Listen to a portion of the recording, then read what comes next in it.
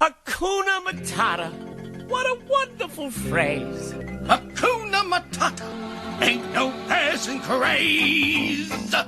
It means no worries for the rest of your days. It's our problem-free philosophy. Hakuna Matata. Hakuna Matata. Hakuna Matata. Hakuna Matata. All right, welcome to the Djmp show. Today we got Kelly on line one. Kelly, how you doing? I'm doing great, Matt. How are you? Doing good. We got a new bit for you today, listeners. It's called Kelly Cares, and we got Kelly calling in because she cares about animals, the animals. What's your favorite kind of animal, Kelly? My favorite kind of animal? Matt, you should know that one. That's the penguin. She likes dogs and cats, and Kelly actually worked at a vet for a long time, right? Mm-hmm. I sure did. So basically, Kelly has absorbed all the information about animals, and she's going to help us to know what the best thing to do is when you have an animal. And today, talk to me about dogs. What, like, what's the best kind of food to feed a dog? You know, stuff like that. Because I'm clueless on this stuff. I give them bacon or steak or whatever. Which I don't think it's that bad, but as long as you don't feed them that like all the time. Right. Actually, I'd like to go over the things that are toxic to them, like chocolate. You know, you're not supposed to give them chocolate. Well, what about Tootsie Rolls?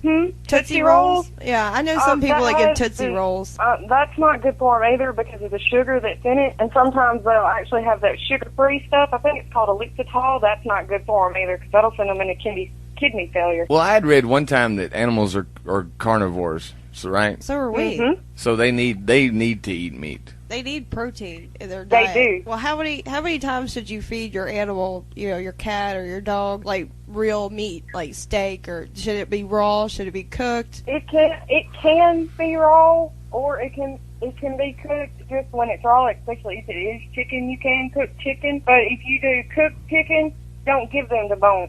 Right. It's better to give them a raw bone because when you give them a cooked chicken bone, it's more brittle and the shards will get inside It splinters. and tear up their lining. Right. Now I understand that the way you feed an animal has a lot to do with their weight. Like say I've got a 40 to 80 pound dog. Would I feed that animal like I would myself 3 times a day, or is it more or less twice a day or once a day? Oh no, usually you can look on the back of your dog food bag, whichever one you're reading, and you look at the weight that they're supposed to be at, and it should tell you how many cups you should give your animal. Grooming something you want to do, or is it something that's optional? Yeah, grooming is something you want to do for you and your animal because all that pet dander build up. It will build up in your house. It's better if you do groom your pet and do it outside at that. All that pet dander will swirl around and kick up your allergies. And and I read somewhere too, and I'll ask you this question. They say that grooming your animal is not just good for the dander situation, but it's also a good idea, and I mean it's a good stress reliever, right?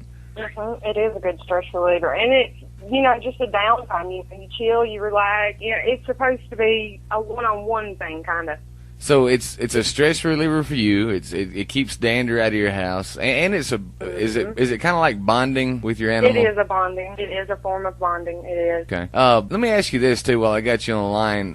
What's the situation with having multiple species of animals in one dwelling or one house? Let's say I've got a dog and a cat, and they're neck and neck a lot. How do you kind of resolve that? Is that possible? It is possible. It depends on how extreme you're willing to go into separating them, either making them behave and like each other, or you may just have to keep them separated constantly. Well, is there a way that you can slowly, piece by piece, introduce them to each other and let them kind of get it over with and then move on, or or could it get as bad as just having to get rid of one or the other? It swings both ways. It just depends on the animal. So you kind of have to experiment with that for your own personal, Okay. Like it would be better if you had both the dog and the cat as they were young. That'd be better. Yeah, I think. Does that help? That's usually best when they grow up together, right? Or if one of them has grown up with that species already. Right. Now, all right. Going along with that question, why is it that a lot of times the smaller species of dogs are the meanest? Do you know anything about that? It's more of a self-defense thing because they believe that they're going to get hurt. So they got to be loud and proud to know that they're there. We've got listeners out there that have a dog, and they've had it for a couple of years, and it's a smaller breed of dog, so therefore, like you said, it's a little more self-defensive. And then they decide, well, we want to introduce a cat into the house. Is it a good idea to reconsider that if you've already had the dog by itself for a couple of years and you're thinking about getting a cat? It is. You might want to think about fostering a cat from the animal shelter and try that. Maybe introduce them, or just a couple more questions, Kelly. How often should one take their animal to the vet? Always take them for their routine checkups, just like you would do yourself. Like once a month, or maybe like once a year, or twice a year. Either once a year or every 6 months. Well, okay. Depending on the age of the animal. Right. Well, especially heartworms, because heartworms come from mosquitoes. When they bite them, they bite different animals, and they can pick it up from their bloodstream and send it to your dog. That's where heartworms comes from. Isn't that one of the top killers of animals? Mm-hmm. Well, heartworms and parvo. If the best place for them to go get their shots and the wormer medicine, where would that be? Most feed stores will carry it. Scruggs carries it. You can get it from a vet's office.